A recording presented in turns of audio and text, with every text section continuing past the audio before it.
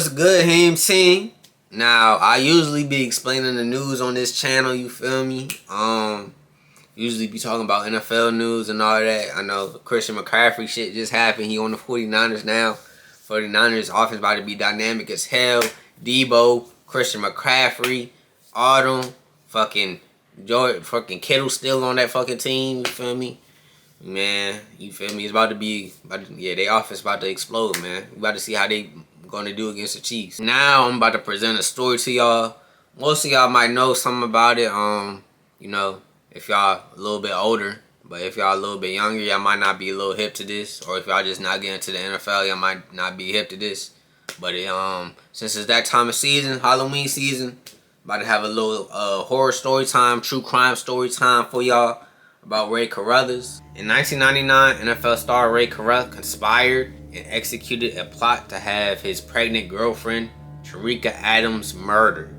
Rae was a wide receiver from Sacramento who played college football at Colorado.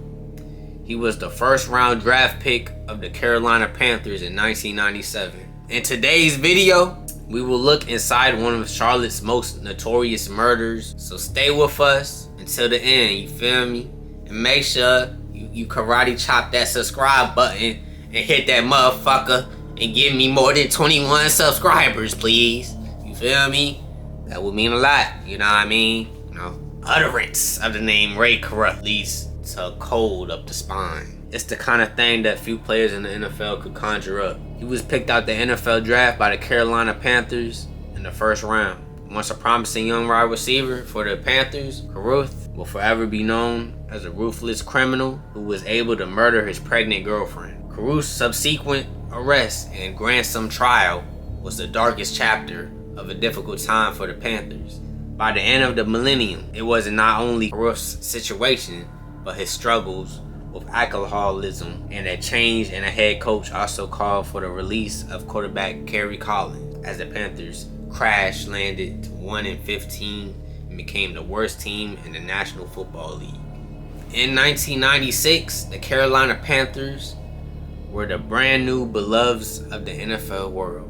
In their next season of competition, they had shot out to 12-4, won the NFC West back when the Panthers was in the NFC West, sweeping the dominant 90s 49ers team and winning the division. And then went on to the NFC Championship game after beating the defending Super Bowl champion Dallas Cowboys in the central round of the playoffs. However, their magical season came to a halt, to a stop. It came to an end to the Green Bay Packers in a freezing cold NFC Championship game. Going on to year 3 with the Panthers. The Panthers was nearly a brand new whole team with a great defense, the league's top defense, and an offense led with a promising young quarterback, Kerry Collins. But the Panthers needed help at the wide receiver position. Veteran receiver Mike Carrier was approaching the end of his profession, and Willie Green left the Panthers after the 96 season to finish his job with the Denver Broncos. In 1996, the Panthers had drafted a worthy young receiver and Masan Muhammad in round 2, pick 43 of the draft, and decided to use the number 27 pick in the draft in 1997 to add Rae, round 1. Even though the Panthers addressed the receiver spot, shit just went downhill for them in 1997. After that magical season, they went 7-9, and the stats for Rae's rookie year was 44 catches, 545 yards, and 4 touchdowns, even making the NFL's all-rookie team. Then boom, jumped to 1998, and shit got even worse. They finished 4-12. Kerry Collins was even into the coach's office. He was like, "Hey dog, I quit. You feel me? I quit. I had it with this team. We started out good, but I had it. I quit. Y'all niggas are some ass." But Rae's stats for the next couple seasons was 4 catches and 59 yards in 1998 due to injury, and then 14 catches and 200 yards in 1999 due to injury again. Injuries just fucked his ass up. Not gonna lie. He never scored a touchdown after his rookie year too. So. But on to the case. At the pool party in June 1998, Carruth met Sharika Adams, an exotic dancer who dropped out of college to own a real estate business in the Charlotte area. Both met on and off during the summer of 1998. Then bada boom, boing, bang, boom, bada boom. Next thing you know, she was pregnant in April 1999. While he also had another girl pregnant, but she got an abortion. In 1999, Carruth became a familiar with Van Brett Watkins, a security bouncer at the Charlotte Strip Club. A native of New York, Watkins was a brutal criminal. He had passed the time in prison for many crimes and specified that he had murdered 4 people earlier, meaning Carruth. All hired hits too. Carruth met with Watkins after 3 weeks being familiar with them. The two agreed to do a deal. Carruth would pay Watkins $3,000 up front for the hit and then another $3,000 after the deed was done. Although he was hesitant over the impact, Watkins stated that he did not like the idea of harming or killing women. He said that he was hesitant about it. Everything nevertheless still happened. As the 3 cars traveled along Reed Road in Charlotte, they moved towards the section where the road was dumped just earlier, McAndrew Drive, and it was around that time that the act was carried out. As Carruth stopped at his car opposite of Adams, Kennedy, the driver for Watkins, dragged his car beside Adams, boxing her in at the time.